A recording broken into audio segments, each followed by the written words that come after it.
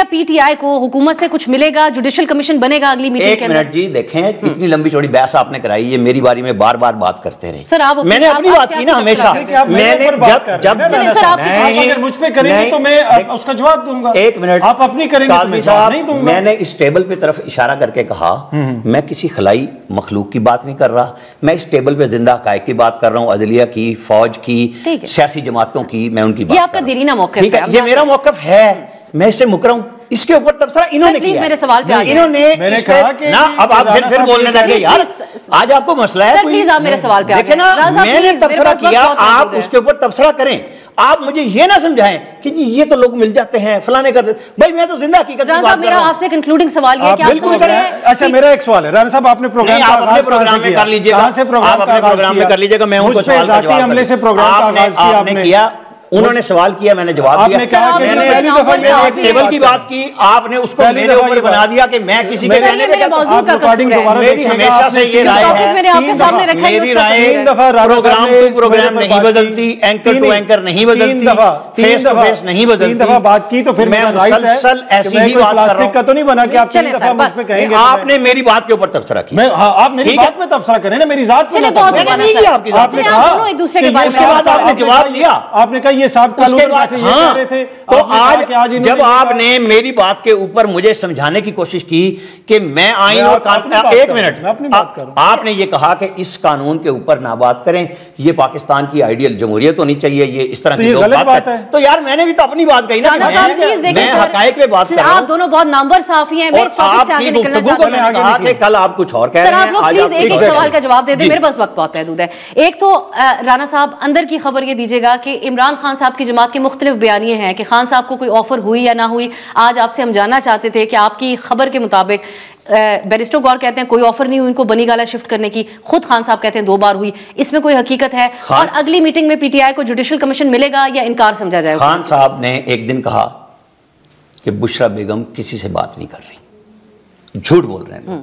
उससे एक दिन पहले उन्होंने कहा, हमारे रिपोर्टर ने सवाल किया उनसे कि आपको जो अल्लामा राजन नासिर अब्बास साहब ने कही, मैं इनके प्रोग्राम में भी ये सवाल उठा के आया था उस दिन, कि ये ऑफर किस के कहने पे आई थी? जब नासिर अब्बास साहब आपके तादी हैं, आपकी कमेटी के मेंबर हैं, वो कह रहे हैं कि खान साहब को बनी गाला जाने की ऑफर आई, तो आप हमें बताएं क्या एस्टैब्लिशमेंट ने ऑफर की, किस तरह आई? तो उन्होंने कहा ये इनडायरेक्ट ऑफर आई, बिल वास्ता तौर पे आई। उनसे पूछा गया बिल वास्ता कौन लाया और किसके नाम पे लाया? उन्होंने कहा भी खामोश हो जाए, मैं नहीं करता।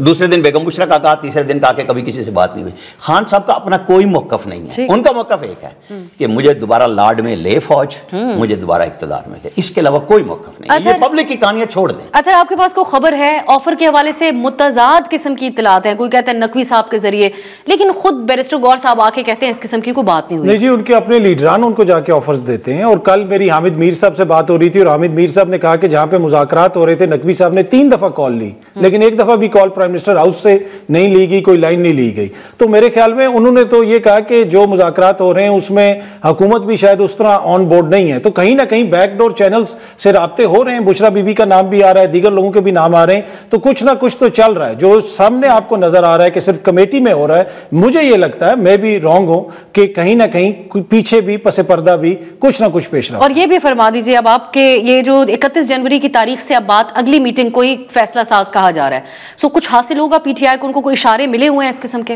नहीं, देखिए फिलहाल पीटीआई को या ये मायूसी है उनकी जो वो इसके सिलसिले से मेरे ख्याल में उनको सूट नहीं करता कि इस वक्त उनको क्या होगा, क्या हुकूमत उनको हुकूमत दे देगी? वो तो ये कहते हैं ये 17 को सीटों पे बैठे में।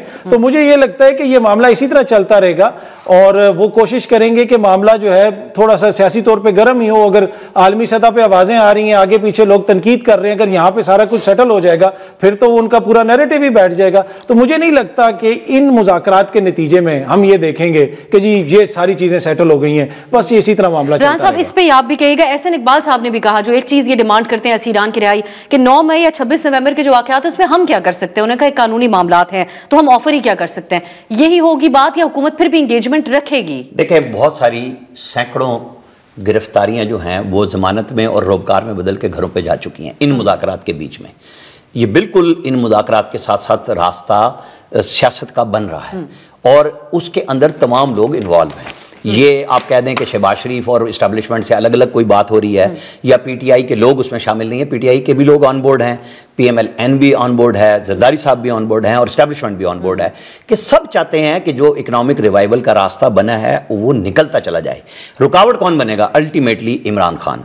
उनकी पूरी क़यादत चाहती है कि अब रास्ता बने, ये ना हो कि लड़ाई हो, क्योंकि मसाइब वो झेल रहे हैं। इमरान खान तो जेल में है, लेकिन पूरी पार्टी के पीछे लीडरशिप में कि एक तो है ना कि गंडापुर साहब काम कर रहे हैं, एक है बेगम बुशरा कर रहे हैं, कोई टियर नहीं है, पंजाब जीरो हुआ पड़ा है।